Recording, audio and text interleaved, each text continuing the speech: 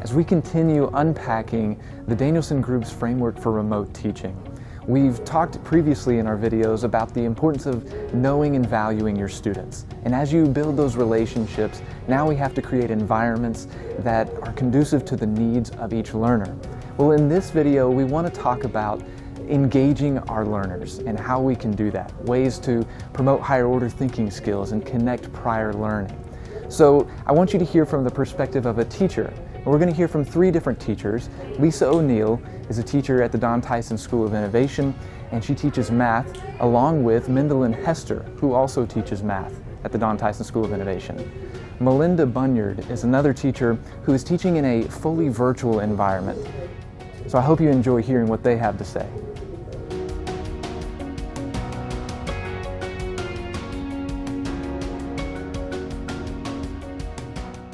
One thing we're doing is creating kind of a basically a self-paced set of slides. They can go through, we connect audio and videos through Screencastify. We need to be able to know them and make sure we can see that we can use them to prove later. So that it kind of connects them to my voice and they feel like they're getting more of that in-class experience if they're remote.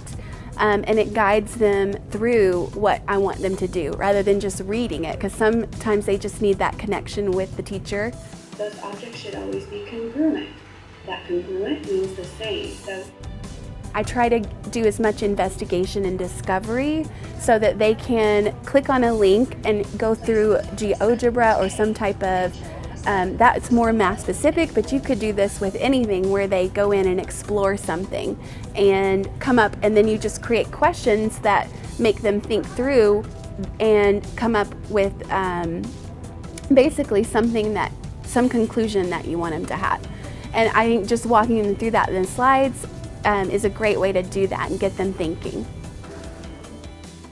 I think that when we are doing our, especially science, in our lessons, we've been doing a scientific investigation unit, and so it's been really easy to promote inquiry and to figure out the process of investigation, forming hypotheses, testing those hypotheses. And so I see that the most in science, but really in any subject when you're asking students to think about the how or the why behind the subject matter, behind the work that you're doing, then you're promoting those higher level thinking skills.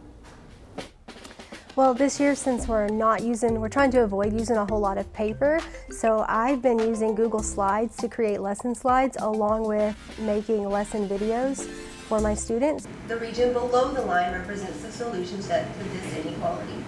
So the slides contain interactive activities, so they count as their notes, activities, and practice. And there's also spaces for the kids to answer questions throughout the lesson.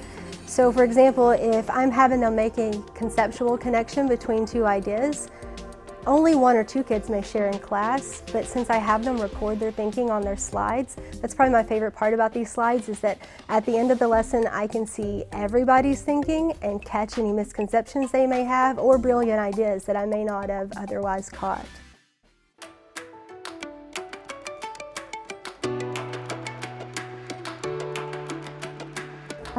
Pathblazer is our learning management system, and it's really good because it's sequential. And so before I meet with the student to talk to them about the lesson for the day, I always know what they've done the day before. And so you always want to do a warm-up or some sort of review so that they are opening up their brain and connecting the new learning to what they learned previously.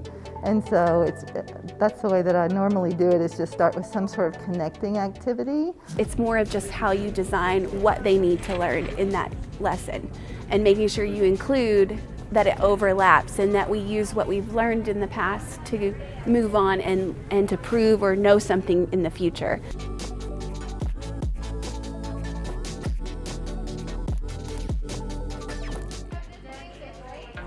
So with questions and discussions, one thing we can do is we have used Padlet, and so I create a question and they can go into Padlet and answer their question, and then they can all go in there and look at what everybody else said and kind of see what other students are doing Another option is Desmos is a really great way to, you can either get a lesson that's already created or you can create your own lesson, and it's a great tool for them to go into, and they can see what other students are answering and use in class discussion.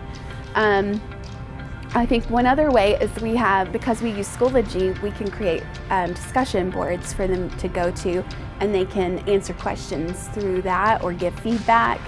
Just creating some kind of opportunity for you to give them a question and a place online where they can go and discuss and see what other students answered is really helpful, I think, so they feel connected to what is going on in class and they can hear and get feedback from other students in that way. I really like to do critical thinking real world problems as discussion posts, and students will write out their ideas for solving the problem, and I encourage kids to respond to each other and maybe critique each other's ideas. And even if a student is stuck remote, they can still respond and participate in the class, even if it's not at the same time. So I think one of the main ways that I see that is through the Zoom platform. It's such a great way for me to have conversations with my students. And so, for example, if I'm doing a read aloud, then I can turn our normal classroom read aloud into an interactive read aloud. And as we're reading through the pages together, I can ask them questions such as, why do you think the character is feeling that way? Or how has the character changed from the beginning of the story to the end of the story? I hope you enjoyed hearing from those teachers and are finding ways that we can apply these techniques and strategies in your own classroom environment, whatever that may be. And so as we continue serving the students of Arkansas, one thing I hope you can find useful is that Danielson Group's Framework for Remote Teaching document, and we hope that you're able to find some helpful components or strategies within that document. Thank you so much for watching, and thank you for all you do for the students of Arkansas.